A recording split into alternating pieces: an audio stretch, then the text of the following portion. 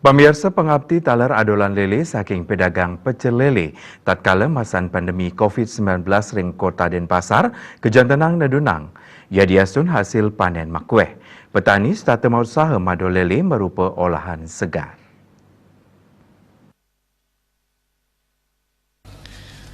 Kadis Perikanan dan Ketahanan Pangan Kota Denpasar Anak Agung Gede Bayu Bramasta Mausang, pengabdian lele saking pedagang pecel lele kejantanang sayang tedun. Nanging lele saneka silang petani ngawet April ngantos September, warse kalih tali kalidase keolah merupa produk segar rata-rata plekutus 5 ton, sahe sani merupa olahan ke adol roras 5 ton antuk harga adol 306 juta bulan. Manut Bayu Bramasta adolan lele segar saking pengapul, kantun memargi becik. Nanging pengabdin tursane durung madol keolah dados produk olahan ajengan wiadin segara. Ya diastun ring tengahi pandemi virus corona, para petani lele kantun rajek ngelaksana yang budidaya.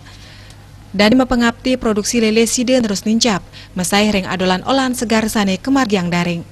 Dios pembesaran petani talar ngelaksana yang pembenihan, santukan kantun akeh pengabdin saking Kabupaten Lianan ring Bali, Nusa Tenggara Timur miwa Jawa Timur. Benih lele kejantanang becik tur tingkat kematian akidik, saha pengelimbakan lele becik. Dan pos Nguning Ngayang.